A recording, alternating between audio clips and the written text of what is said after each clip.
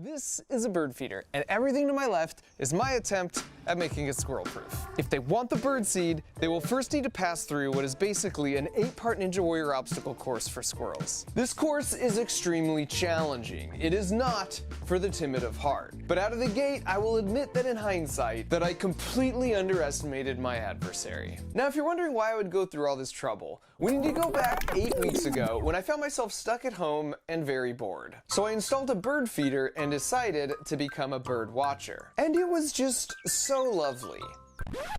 Until they showed up. Now luckily my bird feeder had a wire cage around it, big enough for the birds to slip inside, but small enough to prevent the squirrels from getting the food. And that worked really well until right here. For me, this was like the moment in Jurassic Park when they realized the velociraptors can open door handles. And once the door was open, it was clear this wasn't their first rodeo. They basically cleared this whole tube of birdseed by the end of the day. Mind you, this bird feeder was advertised as being squirrel-proof, so I bought another squirrel-proof bird feeder to replace it. It's got this outer cage suspended by some springs, and so if a bird comes and lands here, it doesn't weigh that much and it has access to the seeds. However, if a squirrel comes, they'll grab onto this cage, its weight will force the springs down, thereby preventing access to the seeds. I have no idea how the squirrels could possibly outsmart this, but let's see. And this one worked exactly as intended. You can see the birds love it, but when the squirrel comes along, the cage shifts down and now all the seed ports are covered up. Every time they tried, it was the same results. However, the next morning, this guy manages to unclip the springs that hold the cage up, which means the cage stays in the lowered position where it blocks all the seed openings. Problem with that is now they can get to the lid. But this bird feeder lid doesn't hinge open to give direct access, so he goes with a different tactic, where he now has access to all the birdseed he wants. And so I decided I would try one more bird feeder design. Okay. Wow. It almost feels intentional at this point. This one's supposed to work well because it's got this baffle, which is supposed to keep the squirrels from just coming straight down and getting to the seeds. And more importantly, there's no way for them to rip this off. We'll see. This one debuted to similar results. As he hangs by a few toes, this is when I really started to gain an appreciation for what they were capable of. It definitely seemed like this bird feeder was their favorite. Okay. Yeah, they're flexing on me for sure. And at this point, a plan was forming in my head, but just to be thorough, I moved the post away from the fence, and I can't say I was surprised when they just climbed it. Nor was I surprised to see they could shimmy up and down a small metal pole, or even a large one for that matter. And whether they could climb a certain pole material was a moot point anyways because of this. Look at this! These guys are basically freaking rodent-sized Simone Biles. And on some level, this is what it felt like when someone stole a package from my porch that didn't belong to them, and I harnessed that indignation, spending a year designing the glitter bomb bait package. Hello. Complete with special fragrances. Oh. If I could design a package to deter thieves, could I design a bird feeder to deter squirrels? And so after a couple weeks of brainstorming, designing, and building with my buddy John, we put it all together in this 20-second build montage.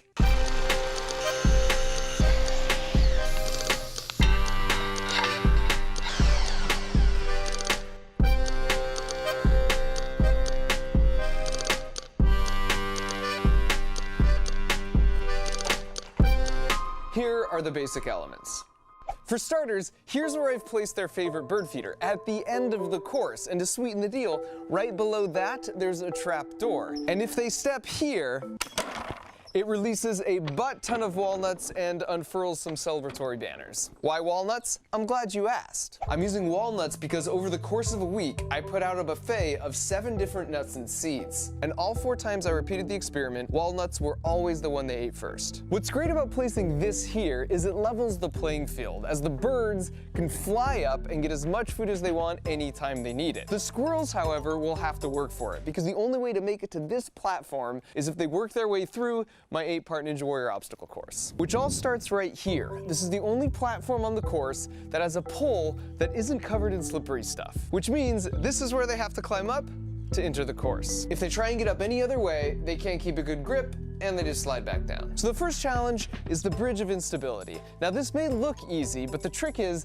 it attaches at a single point on each end. And from a physics standpoint, that makes it no different than trying to crawl across a tightrope. It's the same deceptive principle with that one carnival game that's so impossible. I broke it down in another video where I used physics to show which carnival games were basically scams and the science on how to beat them. Next up, the maze of 1,000 corridors. This one's a bit more cerebral, but if they make it through that, it will bring them to the pitchfork tumblers, which are inspired by the show Wipeout. But unlike Wipeout, I should point out that all these contraptions are squirrel friendly, and even with a little back force, they will break away and stop spinning. Now, if they can make it past the pitchfork tumblers of treachery, they come to one of my personal favorites, the home wrecker.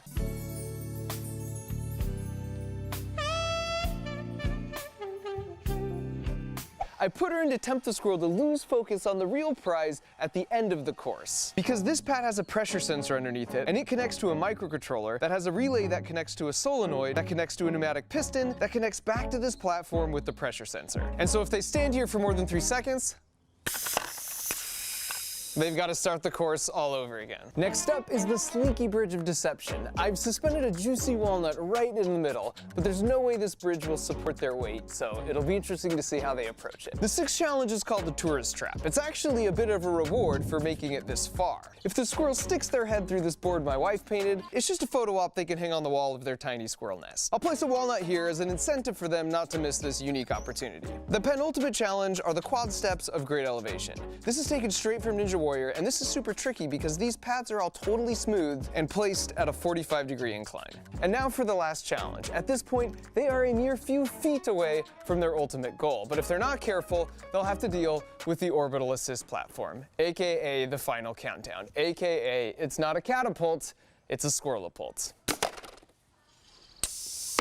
Which means they now have to go back and start all the way over from the beginning. Now, if they want to avoid that fate, they just need to stand on this pad for less than 3 seconds. But once again, I've placed a diversion here. This one projects an optical illusion of anything you place in the bottom of this dish. It's actually super trippy and looks even more impressive in real life because the projected image is 3D. They're like $9 on Amazon, and I put a link that explains the juicy physics of how they work in the video description. Now, with regards to squirrel safety, I know I seem to have this reputation of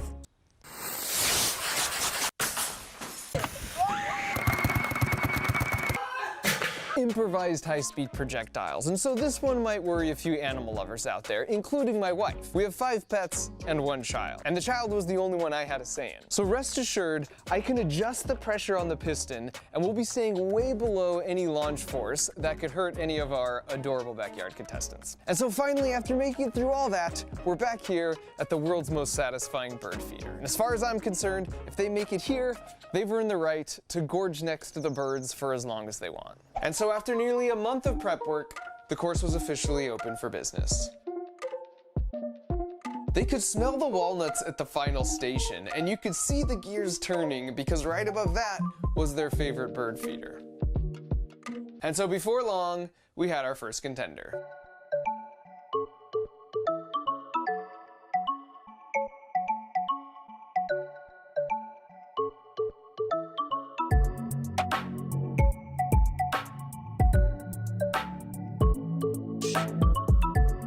Didn't exactly go as planned, so Rick decides to regroup. Speaking of which, that's Rick. There are a total of 4 competitors that will be attempting the course. First up is Rick, and he weighs 500 grams. I know this because he's actually standing on a custom-made scale. Rick is very clever, as you'll see here in a minute, but he also gets spooked easily. Next up is Marty. He's basically indistinguishable from Rick. Rick and Marty are inseparable and pretty much spend all their time together as a pair. Our third contender is Frank, also coming in around 500 grams. He's very gutsy. He's also kind of dumb. Finally, we've got my personal favorite, Fat Gus. He's just really charming and will strike a pose if he sees a camera. He also really likes to eat, and he tips the scales at an impressive 800 grams. While most of the squirrels are kind of particular before making a selection and then gracefully leaping away, Fat Gus just goes for it, hands free.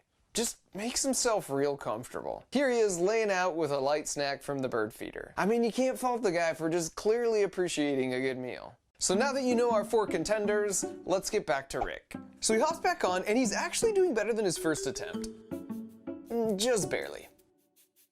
This is the best because he's like, okay, I got this. Never mind. Well, maybe no, I definitely don't.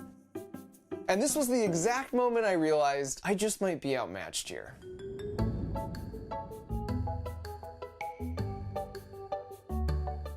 Marty was watching Rick, and after a quick dip of his toes in the water, adopts his strategy right out of the gate. Oof, so close. But an excellent recovery. And Fat Gus, perhaps predictably, comes up a little short. Which brings us to the Maze of 1,000 Corridors, which, to be honest, they mastered this one pretty quickly. Here's a solid run from Fat Gus. And now for the pitchfork tumblers of treachery. Marty was like, yeah, that's a hard pass. Fat Gus is just like, abort! Frank is just like, nope. Then he's like, wait a second. Still nope. Then Marty flies in real hot over the top. He did make it through, but that's partial credit as far as I'm concerned. And then here's Fat Gus with my favorite attempt by far.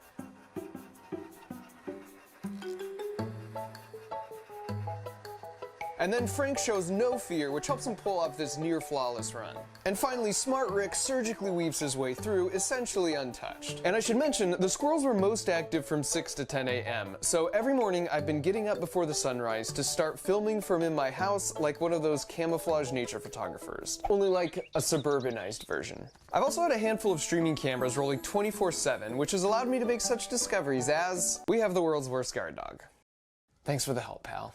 Now back to the homewrecker. You could see Rick is instinctively suspicious of this gold digger and only for a brief moment puts his full weight on the platform. I told you he was smart. His buddy Marty, on the other hand...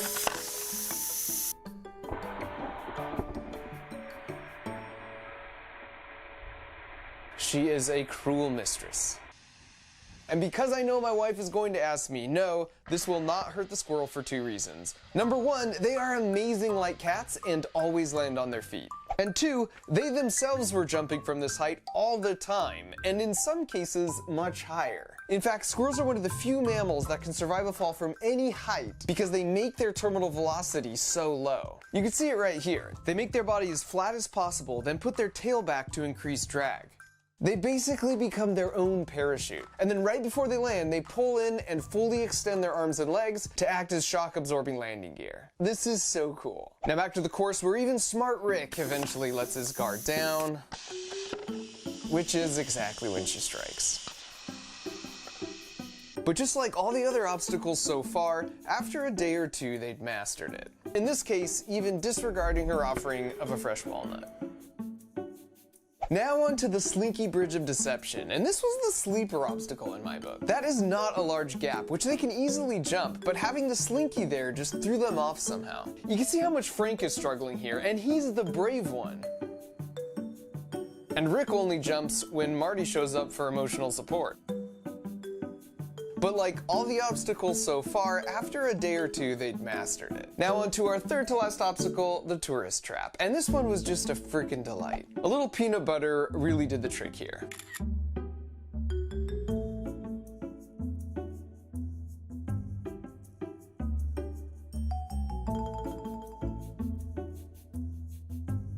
Now here comes Fat Gus, and I mean, how Fat Gus is this? He sees the camera and he's like, paint me like one of your French squirrels. Yeah?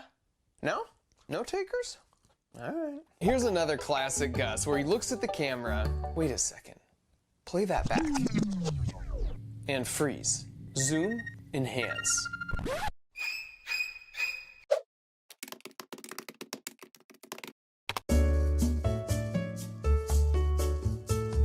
Well, turns out Fat Gus is not a dude. And he's pregnant. Which meant I was suddenly feeling real uncomfortable about all those weight comments. So after a bit of a pivot to smooth things over, we soldiered on to the quad steps of great elevation. Frank comes in rather confident, almost to his demise. But he pulls off the smooth recovery. So after not much time at all, they were looking pretty good here. In fact, one morning I noticed Marty totally skipped the last step altogether, which I took as a challenge, and so I removed the middle step to see what they would do. And who else but Fantastic Gus? Let's slow that down a bit.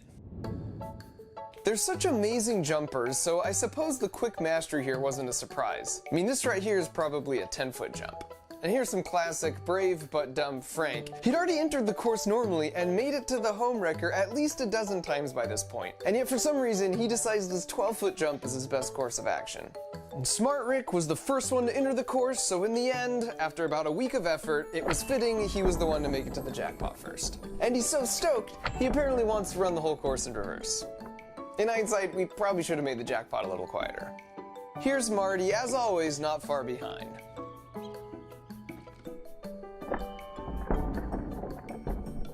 He's also a bit flighty, as you know, which worked against him here because down below Fantastic Gus, ever the opportunist, comes through with a real stroke of brilliance. But pretty soon Marty comes back like, I'm the one who kinda earned that. And then Fantastic Gus is like, you snooze, you lose, sucker!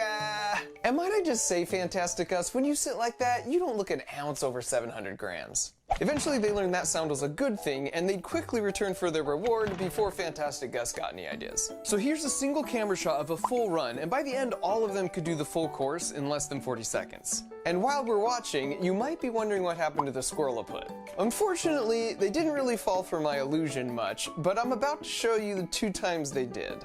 And as a promise to my wife, I turned the pressure to only 40% full power, so the acceleration the squirrel would feel is about half a G, which is 10 times less than a typical roller coaster. Additionally, I never turned on either the home wrecker trapdoor or the launch platform when I wasn't actively watching from inside my house where I had a manual override button. Because as safe as it was, something about launching Fantastic Gus just didn't feel right. Now what you're about to see is going to look pretty chaotic, but when we check the slow-mo, amazingly, I'll show you how the squirrel is totally in control pretty much the whole time.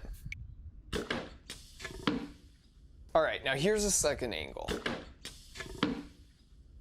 Also, even if you don't trust my calculations, I can assure you that the squirrels did not care. In both launch cases, they were back up on the course in like 5 minutes. Here's the slow-mo, and see if you can spot the 2 critical things he does to make sure he lands feet down.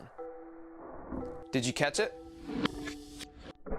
The first critical moment is right here. He's already done the predictive math, and he's locked his head on the spot where he plans to land. And now his head will not lose that lock the whole way down. What's crazy is the time it takes him to do all the predictive math to know exactly where he will land and to lock his head is 300 milliseconds. That's exactly this long, literally less than the blink of an eye. That blows my mind, but if you think about it, it makes sense these reactions would have evolved to be razor sharp if you live your life in the trees, constantly making split-second decisions. Now besides picking the landing spot with his head, the second trick is with his arms. When he wants to keep his upper body from rotating, he has his arms out. But the moment he wants to rotate his upper body quickly, he tucks them in. And then when he wants to stop rotating, he extends them out again. This is straight up conservation of angular momentum. It's the same trick ice skaters use. Basically, bring your limbs in if you want to rotate fast, extend them out if you want to slow the rotation. My buddy Destin from Smarter Everyday also made a video analyzing how cats always land on their feet, and they do the exact same 2 tricks. The head target lock and bringing limbs in to rotate and out to stop rotation. Here's the second launch. And this may look like pure luck in real time, but the slow-mo tells a different story. In that amount of time, he's already made a slight lateral push in that direction and locked his landing target with his head. We know from the previous clip he can rotate his body to any orientation, but he doesn't in this case because he sees his small push has already aligned him for the perfect landing. That's just so cool. And so after those 2 physics demonstrations, I disabled both the launcher and the home wrecker trapdoor and just let them enjoy the course in peace. As far as I was concerned, they had earned it. Plus, after spending a month together, we were sort of bros by this point. If they saw me coming out to work, they would certainly jump away, but then they'd just quickly be right back. And sadly, all good things must come to an end, and because I didn't want them to develop an unhealthy dependence on my handouts, after about a week of free reign, I took down the course, but in its place, I put up a specialized squirrel-sized picnic table. Every morning, this door opens to release just a few walnuts as a little treat to remind them of our good times together. Although I had to laugh that after all this, somehow I didn't anticipate on day 1, Frank would immediately try and figure out and partially succeed in finding a way to beat the system. Like everything else though, they quickly caught on, and now on some mornings I'll catch them just waiting for the daily ration, chilling patiently on the bench seat. That is everyone but Fantastic Gus. Don't ever change, buddy. When I started this 2-month-long adventure trying to bird watch, I had no idea I would enjoy squirrel watching so much more. It's also made me realize that even amongst the structures and pavement and power lines, how interesting nature can be in a single suburban backyard if you just really stop to look. Even the plants are amazing. I had no idea that as vines grow, they spin around looking for something to grab onto. I didn't anticipate the wide variety of animals that use fences as inter-yard highways to get around as a substitute for all the trees that existed before we got here. Even little interactions like this spider extending his life with this very timely leap into the unknown were just so delightful to see. But of all the animals, I can definitively say now that squirrels are my absolute favorite, and they're certainly a more formidable adversary than porch pirates. They're kind of adorable, incredibly crafty, curious by nature, athletic, and persistent. Turns out squirrels can live to be 20 years old, and so I like to think that someday Fantastic Gus will bring his grand squirrels to the fence and regale them with tales of cowboys and courage and legendary walnut piles.